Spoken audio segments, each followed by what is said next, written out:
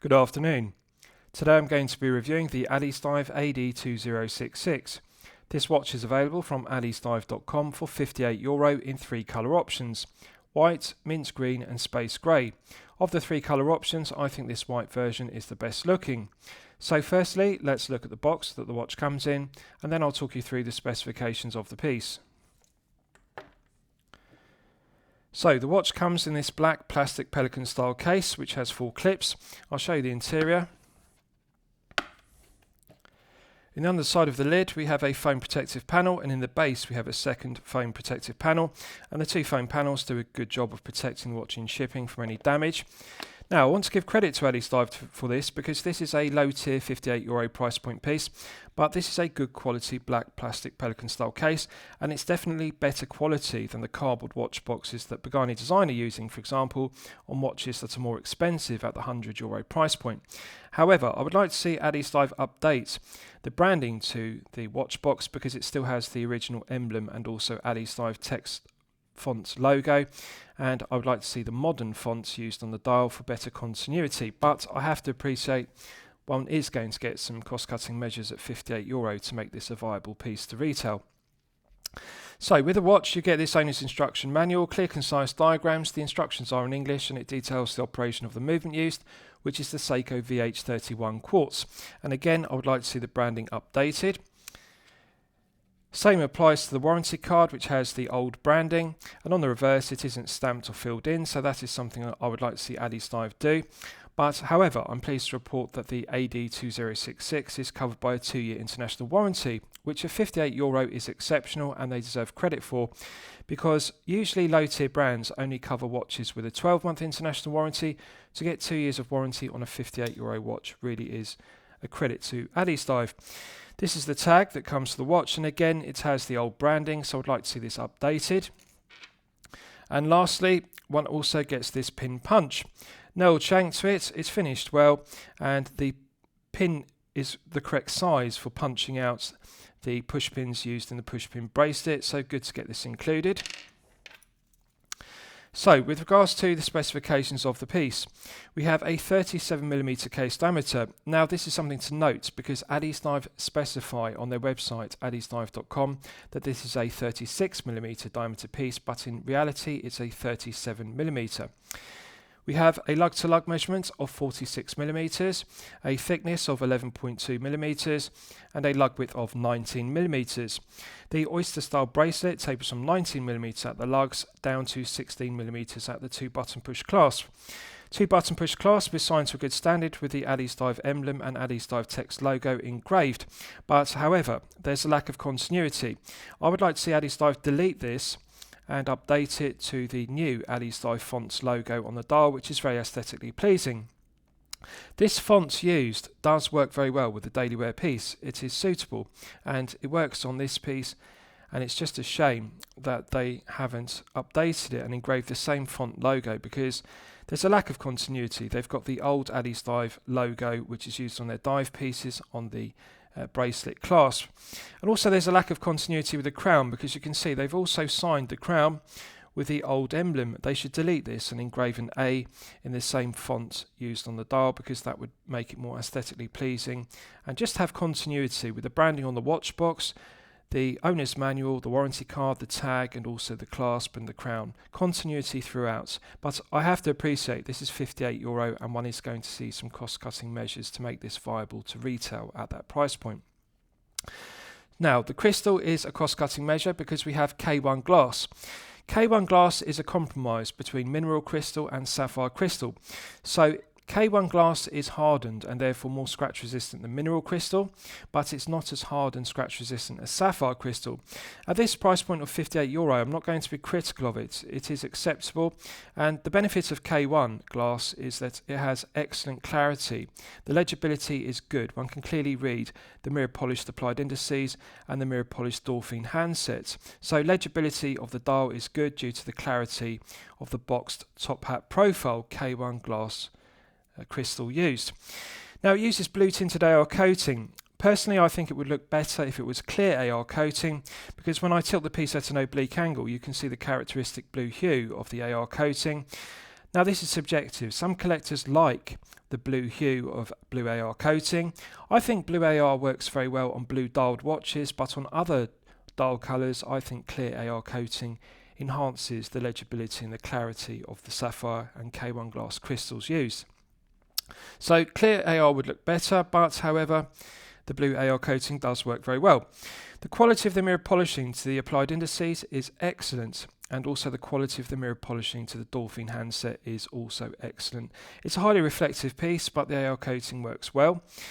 The symmetry of the dial is good with the absence of a date complication. Nice high definition crisp printing to the black minute ticks on the chapter ring, and also the text on the logo is very good. It's high definition. The font isn't too thick and blurry, it's very sharp and high definition and crisp, and also the printing of 100 meters equals 330 feet at 6 o'clock is also high definition.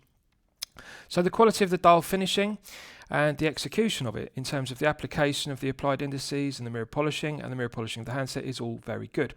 The hands are also correctly proportioned, and Addiesdive deserve credit here because often low-tier Chinese brands get the proportions and the size of the handset. They're too short and also too thin. But the Dolphin hands are the correct size, because if you look at the tip of the Dolphin minute hand, you can see it extends all the way to the black minute ticks on the chapter ring. The hour hand is the right length because it extends all the way to the applied mirror polished indices, and also the second hand is long enough to reach the minute ticks. So the hands are long enough and the Dolphin hands are large enough for this size of dial. The dial also has a nice 3D effect to it because it has concentric circles inside the chapter ring. It's got a textured finish to the concentric circles beneath the indices, so that adds interest to the dial, which has a slight metallic sheen to it, and I think it's very aesthetically pleasing with good legibility. I like the box top hat profile to the K1 glass. As you can see, it's got the characteristic of a vintage crystal made from hesselite or acrylic, but of course K1 glass is harder and more scratch resistant than acrylic, but it does give it a nice vintage aesthetic and minimal distortion because it's double domed rather than single domed. It's not flat on the underside, it has a curved underside. The bezel is solid 316L grade stainless steel, mirror polished to a good standard and very aesthetically pleasing. Now, with regards to the finishing to the head of the piece, unfortunately I have to be critical of it because if you look at the mirror polishing to the flanks, you can see there are scuffs and scratches to the left hand flank, and this is wholly unacceptable. I appreciate this is a low tier piece costing €58, so one is going to see some cost cutting measures with regards to production. The brush satin finishing is good on the tops of the lugs, but if you look at the left hand flank, you can see there are several scuffs and scratches, and this is a brand new piece. Now, it's a popular misconception that collectors have that watch reviewers like myself receive cherry-picked examples from brands with high quality control, high build quality and high quality finishing, and you can see that isn't the case, so that dispels that misconception. I, as a watch reviewer, receive the same quality control, build quality and finishing to pieces that you do as a collector purchasing the piece from AliExpress. So this has the same defects that you would expect to find. It's not a cherry-picked example, so disappointing. Now on the right hand flank, on the crown side, we also have some marks. To the left of the crown, you can see there are some scuffs and scratches on the mirror polishing. There is room for improvement with regards to the mirror polishing on the left and right hand flanks of this piece, and I appreciate it's €58. We're not looking at a €100 price point piece, but it is wholly unacceptable to have scuffs and scratches on a brand new piece. So what are the negatives? Well, apart from the poor quality finishing to the flanks, we've also got a rather odd 19mm lug width. The industry standards are 18, 20 and 22 respectively. This has an odd 19mm lug width, which limits the options for straps, because if you remove the bracelets and you look for straps, you're going to find it difficult to find 19mm straps. 20 is now the industry standard. So Addiesdive have made a mistake. They should have either used an 18mm or a 20mm lug width. 19 was popular in the 1970s, but in 2024 brands are not using 19mm. 18 and 20 are the standard. The other negative is the bracelet. If you look at the female pivoted end links, they articulate freely, which is good, but the problem is there's a lot of play around the spring bar because of the poor tolerances. They've drilled the hole in the centre link in the bracelet too large, so therefore there's a poor interference fit between the spring bar going through the hole in the centre link. So you've got lateral side play, up and down play, longitudinal play, play in every single direction. Now that's not the only problem, because every single one of the bracelet links, which has push pins rather than screw pins, has significant play. Lateral side play, longitudinal play, up and down play, play in every single direction. Now the bracelet does articulate smoothly, there's no stiff links, it doesn't kink because of all the excess play, so that's a positive, but it rattles. The cumulative effect of all the play in every single one of the links is when it's on wrist, it makes an annoying rattling sound. I'll just check the other side for continuity. Again, we have significant play, poor tolerances between the interference fits between the hole in the centre link in the bracelet and the spring bar going through it. So lateral side play, up and down play, longitudinal play, play in every direction. And again, every single one of the links has excessive play. There's poor tolerances. The interference fits between the push pin going through the links in the oyster style bracelet. The holes are too large in the centre links and the outer links, and therefore the push pins are a loose fit. The interference fit is poor. So every single one of the links is sloppy and has play, and it rattles, although it does articulate smoothly without any kinks. Now with regards to the clasp, solid 316L grade stainless steel. Brushed satin finishing has a beautiful lustre to it, and the brushed satin finishing to the flanks also has a beautiful lustre, which contrasts with the mirror polished bevels machined, which marks the transition between the outer body and the flanks. I'm pleased to see 5 micro adjustment holes, which is good, because in the absence of half links in the oyster style bracelet, 5 micro adjustment holes in the flanks means you can easily fine tune the length of the bracelet to get the correct fit. No sharp edges, doesn't have sharp corners to the clasp, and it's a good heavy gauge to the 316L grade stainless steel. Light resistance to the 2 triggers, and they don't have any sharp edges. The internals of the solid milled clasp are finished very well. Beautiful longitudinal brushed satin finishing with a beautiful lustre, doesn't have sharp edges to the top side, underside or flanks, or doesn't have any sharp corners, so it's well deburred, so that's the positive. But however, we have excessive play in the 3 hinge pins. The left hand play has longitudinal, lateral and up and down play, as you can see, which is excessive, so it rattles. Centre pin, the main hinge pin, also has excessive play. Lateral side play, longitudinal play and up and down play, play in every direction. So centre hinge pin is sloppy. And on the right, we also have significant play in the pin and in every direction. Lateral, longitudinal, up and down, side to side. And it makes an annoying clicking sound, as you can see. So we're looking at significant play. But however, this is €58. One has to be magnanimous about these kind of cost-cutting measures and QC defects, because it's a €58 piece with a solid milled stainless steel clasp. They could have cut corners further and used a pressed stainless steel clasp. So it's good to see good quality finishing to the internals. In terms of the brushed satin finishing, it's good. There's no sharp edges to the flanks, and it doesn't have sharp corners, so it doesn't pull arm hair, doesn't scratch the wrist, so that's the positive. And it does snap shut with a nice positive click, so it does work well. Now, on a positive note, with regards to the bracelet, although it is a sloppy bracelet with a lot of extra play, the brushed satin finishing does have a beautiful lustre, so it is aesthetically pleasing, and credit where credit's due, the quality of the mirror polishing to the flanks is also done to a good standard. So there are no sharp edges to the top side or underside to the flanks. The edges have been deburred correctly. The bracelet doesn't pull arm hair and it doesn't scratch the wrist. So although it's a sloppy bracelet, it is very comfortable to wear and it does look aesthetically pleasing. So I'll show you the case back. Solid 316L grade stainless steel case back. It provides an effective hermetic seal to 100 meters, which is strong specification for a daily wear piece.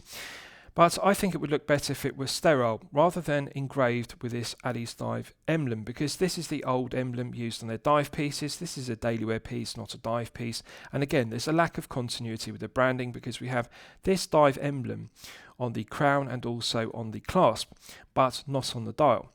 And I think they should delete this and simply engrave Addiesdive in the new updated font used on the dial, or alternatively, just delete it and have a sterile case back, which would be smoother, more comfortable. The negative of this engraving is that it is sharp and you can feel it rubbing against the wrist, so it feels scratchy.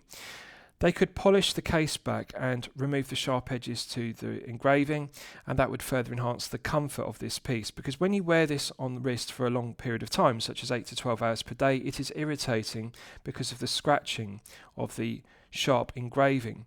So they really need to polish their case backs to a better standard to remove the sharp edges on the engraving.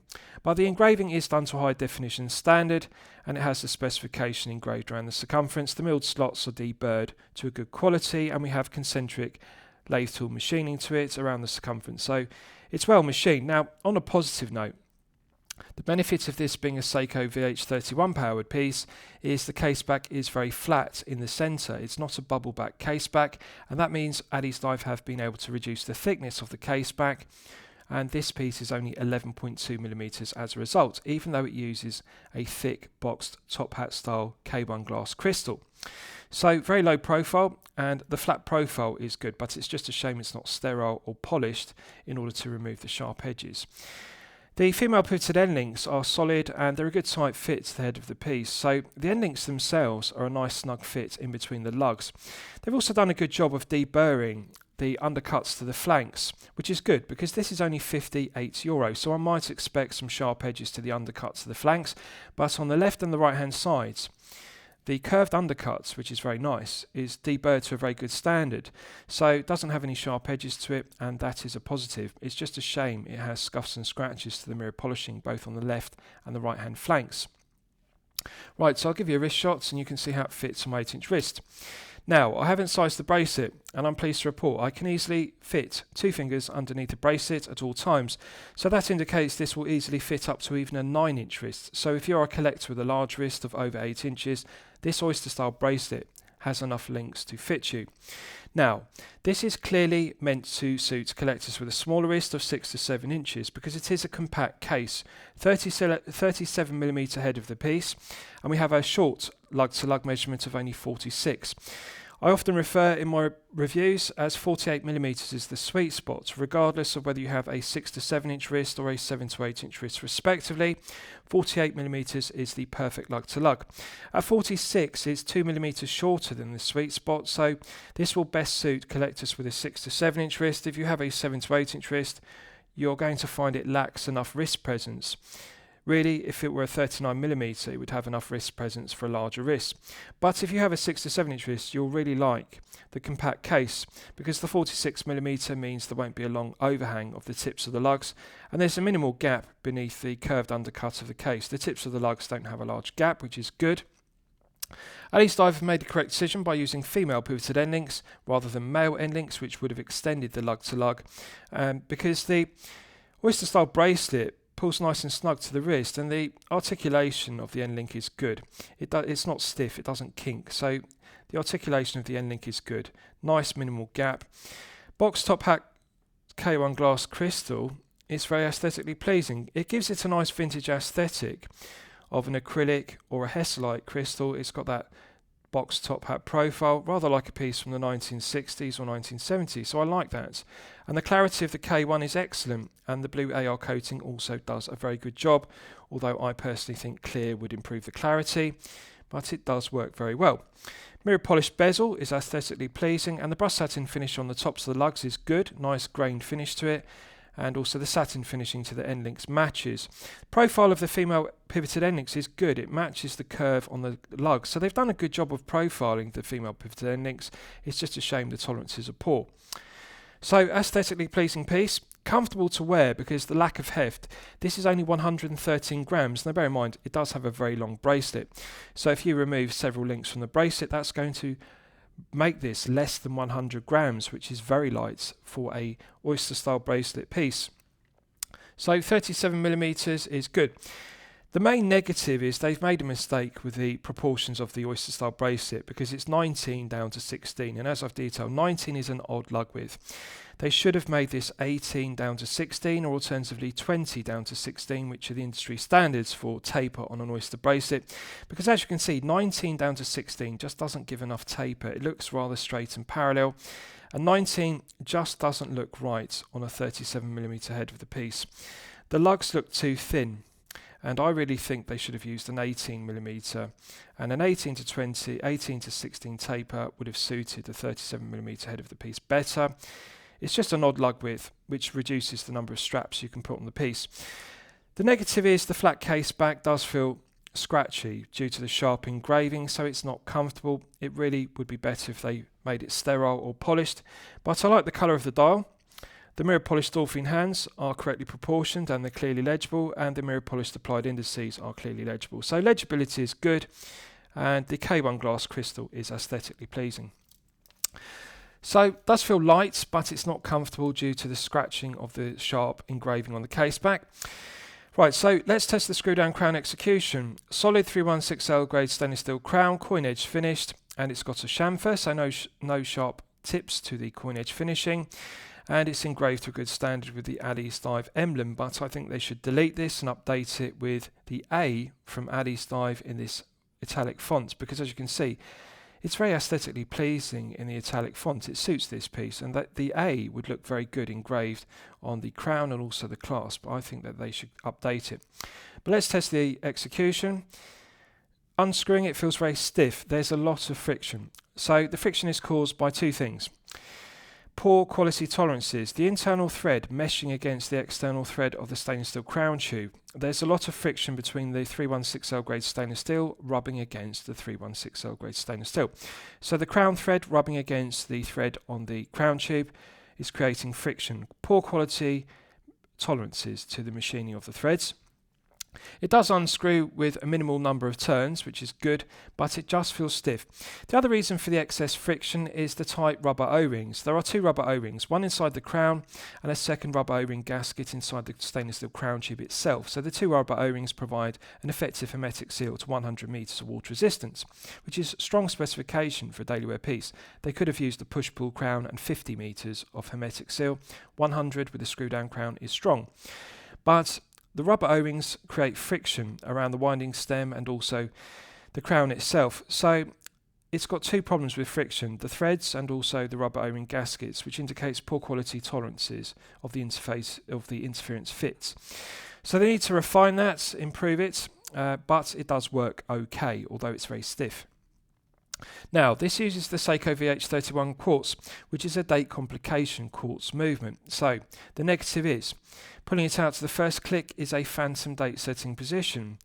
And so now that's the time setting. Just bear with me and I'll get it. There we are.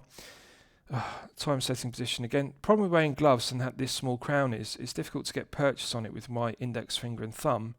And the clicking is very delicate on the VH31. Right, we're now in the date setting position.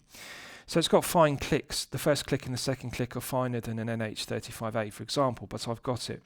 So rotating the crown clockwise advances the quick set complication, and you can hear the audible clicks of the date wheel because the date wheel is still present beneath the dial, although there's no date window. This isn't a date complication piece. You can't see the date, but the date wheel is clicking around. You can feel the clicks and also hear the clicks. They're audible. So that's the negative of the VH31. It does have a date complication and there's no date window. So first click is a phantom date setting position. Pulling it out to the second click hacks the movement. And if you look at the second hand, it's possible to hack the movement and set the time precisely to the second. So we're now in the time setting position.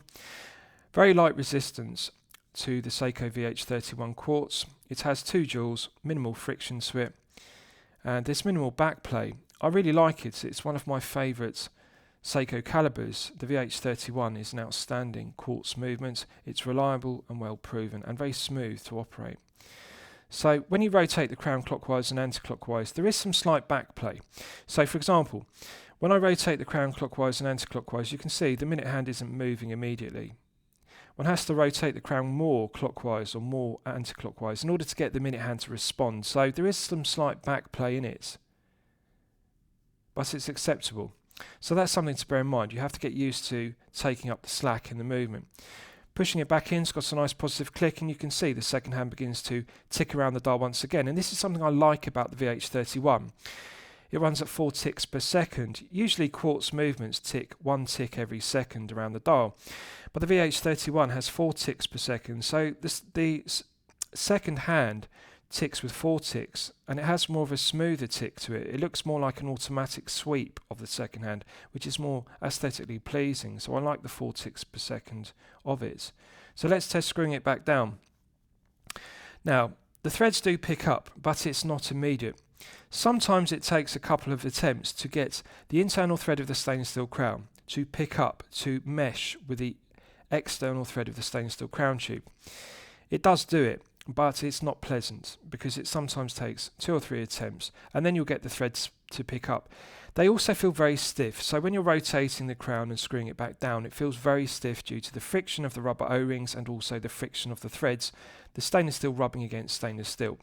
So it doesn't feel silky smooth, and it feels heavy. It's a very stiff crown to unscrew and screw back down. That's something to bear in mind, but one has to be magnanimous about this kind of poor quality tolerance on a watch costing €58. We're not looking at a €100 piece. This is €58. This is what you're going to get at this price point. It works okay. Right, so let's do a Lume test and we'll see how the Lume performs when it's charged up to the absolute maximum. So as always, I'm going to use my 100 UV LED torch to charge it up to the absolute peak. Right, so that's now fully charged, and as you can see, it has not disappointed. This is actually very good quality BGW9 Super Lume Nova, and we're clearly looking at 5 to 6 layers, which is a pleasant surprise. It's actually exceeded my expectations because on a €58 price point piece in the low tier, one has to expect some cost-cutting measures. And one of the common cost-cutting measures is poor quality Super Lume Nova. Usually low-tier brands trying to cut production costs will only apply 3 to 4 layers on the hands and also the indices, but Addiesdive deserve credit here because this is clearly 5 to 6 layers on the applied indices and clearly 5 to 6 layers on the Dolphin hands. And it's very good because also the colour tone match of the BGW9 on the indices and the hands is a good colour tone match. So 5 to 6 layers is good. The other thing to bear in mind is the applied indices don't allow for a large area, a large plot of BGW9 to be applied. So it's actually difficult to apply 5 to 6 layers on these small indices, and it's also difficult to apply 5 to 6 layers on Dolphin hands because Dolphin hands don't have the area or the plots such as Mercedes hands or Snowflake hands on a dive piece to apply lots of layers and also a large area. But the Dolphin hands are very slender, but they're correctly proportioned, and they do have 5 to 6 layers. The exciter is glowing brightly, both on the indices and also the handset, and I like it. It's aesthetically pleasing. I like the shape of the Dolphin hands and also like the shape of the indices. The perfect symmetry of the dial is good. Legibility is good. Proportions of the indices and the proportions of the hands are right. So Addiesdive deserve credit because at €58, this is good quality BGW9 Super Lume Nova, and I'm pleased to see no cost-cutting measures with regards to the quality of the Lume. The exciter is continuing to glow well. 5 to 6 layers of performance is outstanding at this price point. Right, so let's discuss the movement used because it's one of my favourite aspects of the piece. So this uses the Seiko VH31 quartz, which is made in Japan. The VH31 has been in service since 2015, so at this stage it has 10 years of service. No reliability issues, no quality control issues, no build quality issues reported whatsoever. It is a reliable, well-proven workhorse quartz movement made in Japan, and I like it. I like the durability, I like its robust, and I also like its accuracy. The VH31 has 2 jewels. It has hacking and it has a date complication. Now the negative of it having a date complication, as I've demonstrated, is it does have a phantom date setting position, so there is an extra click on the crown. That's something to bear in mind if you dislike phantom date setting positions. 2-year battery life is acceptable. It runs at 14,400 vibrations per hour, which is a frequency of 2 Hz. Now, the benefit of it running at 14,400 vibrations per hour is the second hand ticks at 4 ticks per second rather than 1 tick every second, and as I've demonstrated, it's got a smoother sweep. The 4 ticks per second hand looks aesthetically pleasing because it gives the impression of a smoother sweep like an automatic powered piece. And I like it. I prefer the 4 ticks per second of the VH31 to quartz movements that tick every second because the second hand stutters or judders around the dial. With the 4 ticks it looks smoother, more like an automatic. So stated accuracy of the VH31 is plus or minus 15 seconds per month. Now just consider that for a moment. That's not plus or minus 15 seconds per day or per week. Plus or minus 15 seconds per month is incredible accuracy. Often a quartz will have plus or minus 20 seconds per month or plus or minus 30 seconds per month. Plus or minus 15 is outstanding accuracy. So very accurate movement, better than plus or minus 1 second per day. So accurate, reliable, well proven, 10 years of service under its belt, 2015 to 2025. The Seiko VH31 is the correct choice at this price point. Addiesdive also deserve credit because they could have cut production costs and used a less expensive quartz movement such as the Miyota Caliber 2115, which is often used at this price point, €58. I would expect this to have a Miyota 2115. Which is an inexpensive quartz movement, but the build quality, quality control, reliability and materials are inferior to the Seiko VH31, which is a higher grade of Japanese-made quartz. So VH31 is an excellent movement to see at this price point of €58, and I really like it. And I think Addiesdive deserve credit for not using the Miyota 2115, which is a cheaper, a lower quality quartz. So, lastly I'll summarise the piece. What do I think of it overall? Well, when I'm considering reviewing a watch on my channel, the watch should meet two criteria. It should be both excellent quality and excellent value at the respective price point.